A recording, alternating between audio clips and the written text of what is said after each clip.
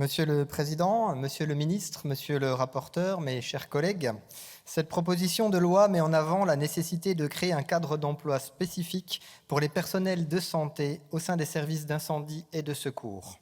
Elle repose sur plusieurs constats relatifs à l'évolution des effectifs, des missions et des risques auxquels sont confrontés les sapeurs-pompiers. Que constatons-nous en effet ?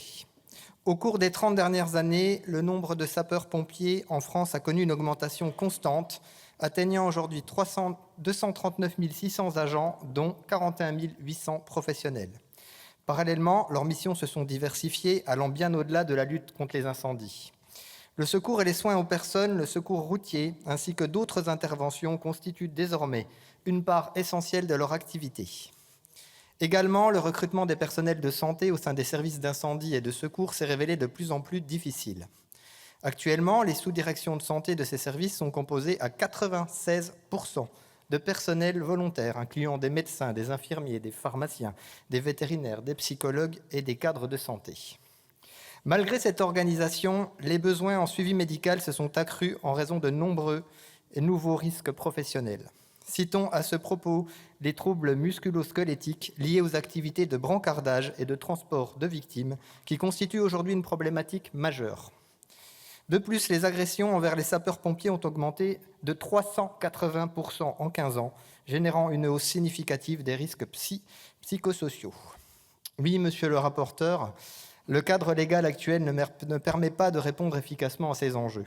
Cette proposition de loi répond donc à un besoin légitime et le groupe UDR se félicite qu'elle soit proposée par le groupe démocrate lors de sa journée réservée. Il est anormal que les médecins des services d'incendie et de secours doivent assumer simultanément des fonctions de médecine d'aptitude, de prévention et de soins sans qu'un cadre juridique précis ne vienne encadrer de telles responsabilités.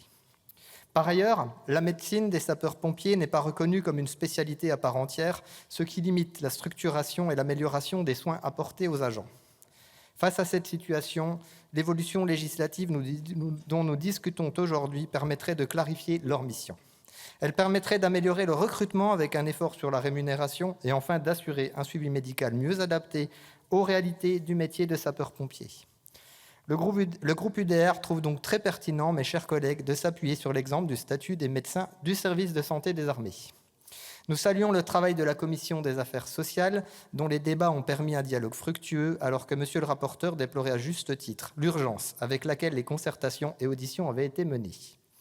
Nous saluons au passage notre collègue Julien Rancoul et plusieurs de ses collègues du groupe Rassemblement national, dont l'amendement a permis de donner un intitulé à la proposition de loi, prenant mieux en compte l'esprit et la lettre des articles modifiés ou introduits en commission. Néanmoins, nous tenons, monsieur le rapporteur, à ajouter à ce texte des clarifications, des précisions qui nous semblent nécessaires.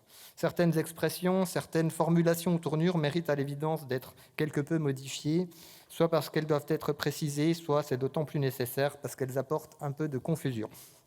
Nous avons le devoir d'éviter toute confusion qui prendrait le risque d'aller à l'encontre de la volonté initiale d'améliorer la législation.